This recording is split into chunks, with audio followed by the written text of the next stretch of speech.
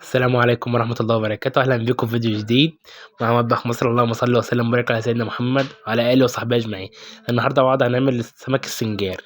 هنحضر التتبيلة بتاعته. معانا معلقتين توم كبار مفرومين، تمام، مفرومين كويس جدا.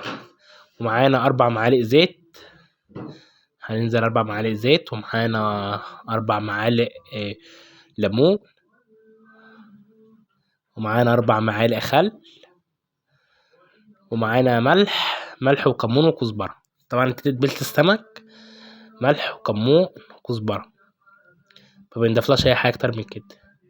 طبعا التتبيلة الجميلة دي بقى هنقلبها في بعضها جدا، تمام كده. هنقلب بقى، نخلط التتبيلة الحلوة دي كلها في بعضها بالظبط كده. بعد ما خلطناها بقت بالقوام الجميل ده، طبعا هنجيب بقى السمك بتاعنا اللي احنا فاتحينه من ظهره ومنضفينه وغاسلينه كويس جدا جدا، مظبط اهو على اخر، ومفيهوش اي ريحة اي حاجة. هننزل عليها بالتتبيلة الجميلة اللي احنا عملناها دي، نديله بقى مساج بالتتبيلة دي فوق وتحت وظهره وبطنه وكل حاجة، هيندعك بيه، تمام. هندعك أوي كده. لازم نشرب التتبيلة في كل حتة من السمك. نشربها بالطريقة دي، ودماغه ونخشيشه وكل حاجة بالظبط كده. كده بقى هنغلفه. انا تبلته وغلفته وحطه في التلاجة ساعتين 3. لو انتوا مستعجلين على طول اشتغلوا على طول بس انا احسن لكم يعني التتبيله تقعد فيه ساعتين 3. تعال بقى بينا نحضر الحشوه بتاعته. هننزل في الطاسه ب4 معالق زيت، طاسه على النار عاديه خالص، تمام. ومعانا بصلتين كبار متقطعين ناعم، مكعبات صغيره. هندبلهم على النار كده، تمام. يتبلوا معانا، مش عايزهم يحمروا ولا يغمقوا، انا عايزهم يتبلوا بس.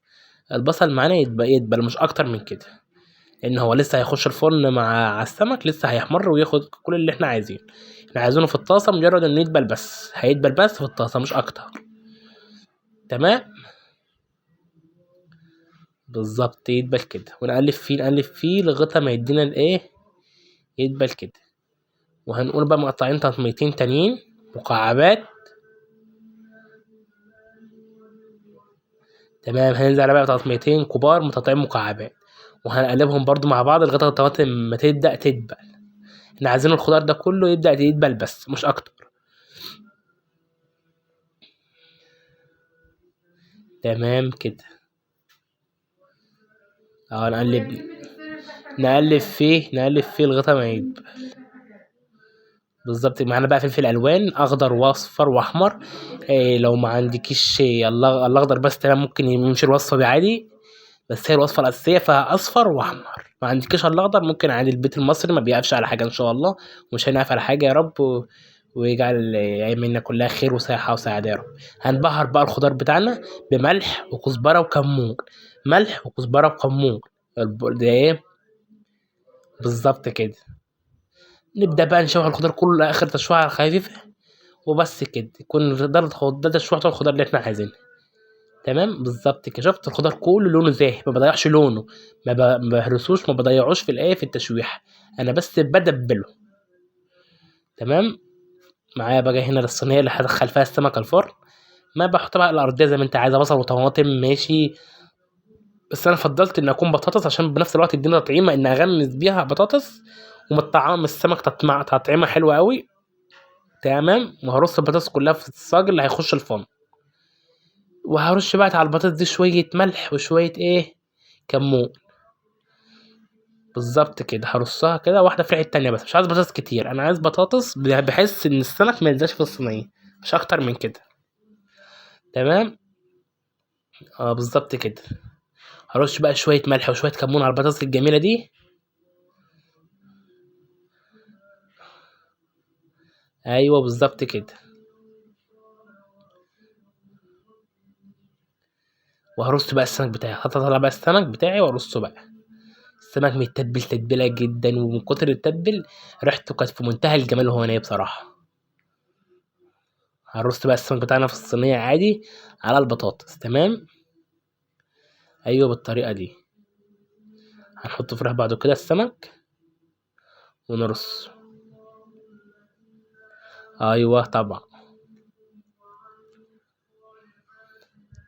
طبعًا بقى إحنا فاتحين السمك من ضهره وغاسلينه كويس جدًا وفاتحينه في طريقة المطاعم بالضبط، هاعمل لكم فيديو قريب إن شاء الله. تمام، إحنا كده رصينا أهوّة وهنبدأ بقى إيه، نحشيه. لازمًا نرصه، كنا محتارين بصراحة في رصه بس الحمد لله رصيناه يعني. وإيه بقى، هنبدأ نحشيه بقى بالخلطة اللي أنا عملتها معاكم الخضار ده. تمام، بالضبط كده.